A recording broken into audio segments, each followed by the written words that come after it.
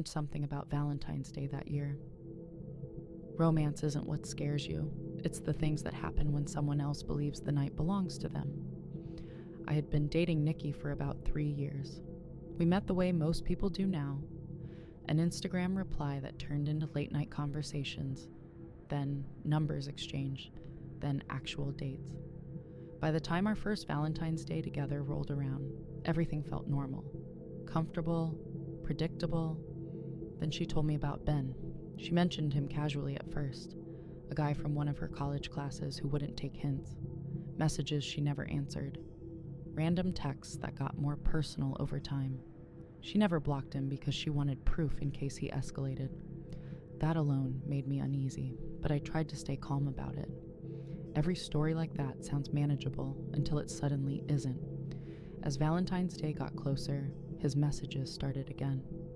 More frequent, more direct. He asked if she'd be alone that night, asked where she'd be, asked if she'd miss him. Then he left chocolates on her doorstep. He texted immediately after, "Hope you like the gift." That's when she finally responded and told him she was seeing someone and to stop contacting her. She thought that would end it. Instead, he texted from a different number asking if the guy she was seeing was me, using my actual name. That's when the situation stopped feeling distant. It felt like someone had stepped into our lives without permission. We agreed if he contacted her again, we'd go to the police. But Valentine's Day arrived before anything else happened. We went to dinner at a restaurant by the water. Nice place. Outdoor seating, soft lights reflecting off the surface of the river. For a while, it actually felt like a normal date. We laughed, talked, forgot about everything else. Then Nikki pointed out a man sitting alone on a bench near the parking lot. Hat pulled low, face hidden. He wasn't looking at anything, just sitting. She joked, "What if that's him?" We laughed. Then the man tilted his head slightly in our direction. Not enough to be obvious, just enough to let us know he heard. Then he stood and walked away without looking back. We didn't laugh after that. We tried to shake it off and enjoy the rest of the night. After dinner, we went back to my place. I lived alone in a small rental house on a quiet street. It felt safer there, controlled, familiar. Inside, things felt normal again, music on low, lights dim. We sat on the couch trying to relax. For a while, it worked.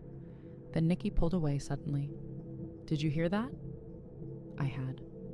A faint sound from the backyard, something shifting. I told her I'd check. Slipped on my slides and stepped outside. The yard was still, no wind, no movement. But the stack of beach chairs against the wall had been knocked over. They hadn't fallen on their own. I looked toward the bushes lining the fence. At first I didn't see anything, then my eyes adjusted.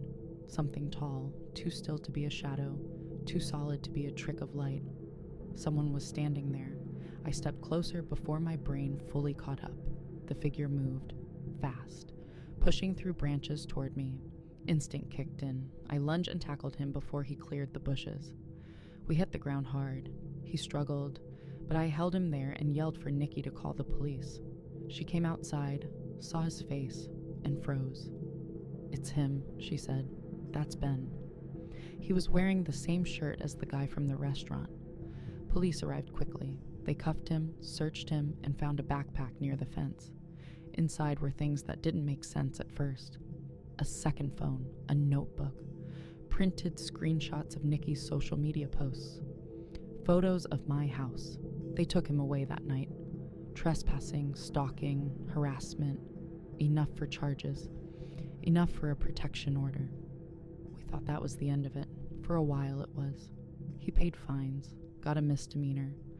Nikki filed the order of protection. Months passed without contact. Life went back to normal, or something close to it. Then, almost a year later, Nikki got a letter in the mail. No return address. Inside was a single Valentine's card. Cheap. Generic. The kind you'd find in a grocery store. No message inside. Just one line written on the back. "You stopped him in time. You didn't stop me." We reported it, of course. Police checked. Ben was still under the protection order and claimed he hadn't sent anything. They couldn't prove otherwise. No prints, no cameras, nothing.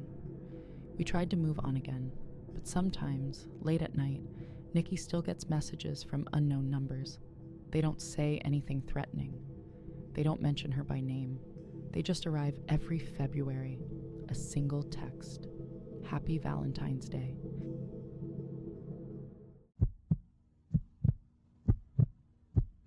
I learned something about Valentine's Day that night.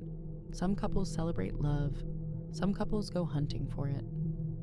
This happened 4 years ago, back when my boyfriend and I were still just dating. We had a simple plan. Dinner, maybe something fun after, then back to his place. Nothing elaborate, just the kind of predictable Valentine's night that feels safe because it follows a script.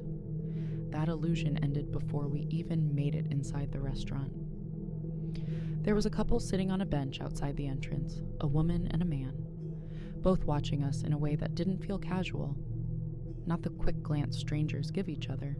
They were studying us, waiting.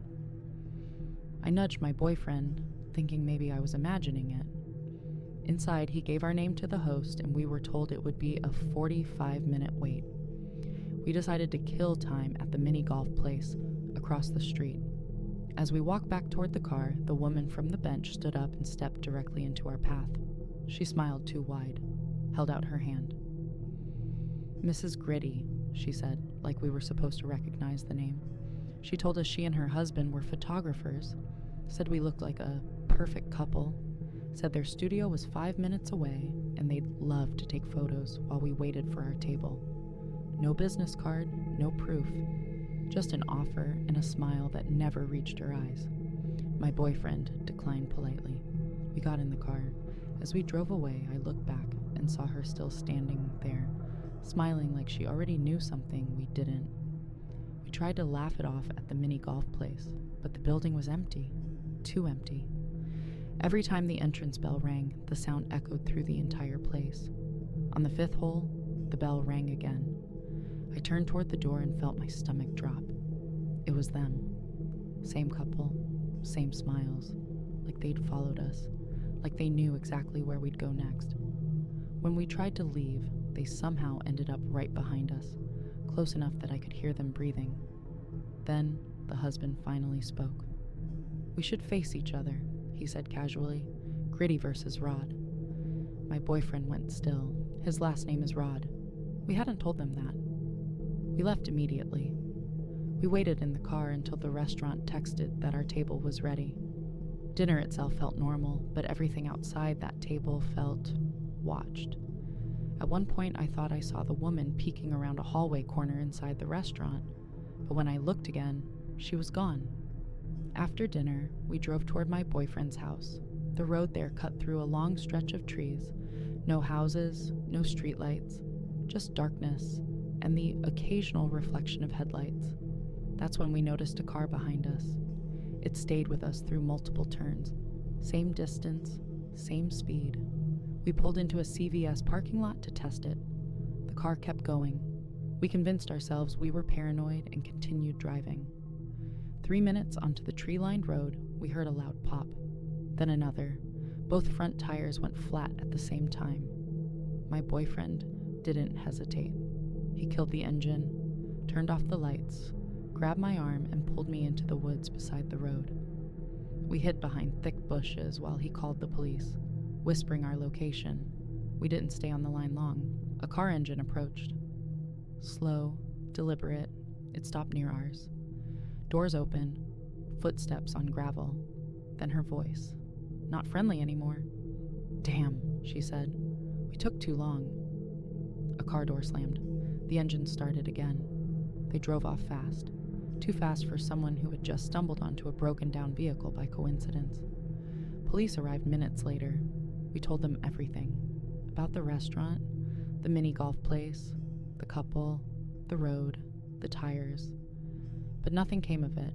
No plates, no cameras, no witnesses. Just a strange Valentine's night that almost turned into something else. We got married a few years later, moved cities, built a normal life. For a long time, it became a story we told occasionally, like something eerie but finished. Then last Valentine's Day, I found a small envelope in our mailbox. No return address, no stamp, just my name written neatly on the front.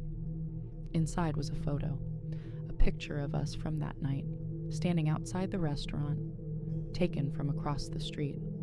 On the back, in thin black ink, were 6 words: "You finally stayed together long enough." If you enjoyed this story, don't forget to subscribe for more weekly horror.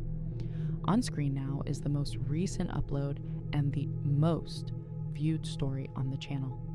Pick your next one carefully, and remember, some stories are better not listened to alone.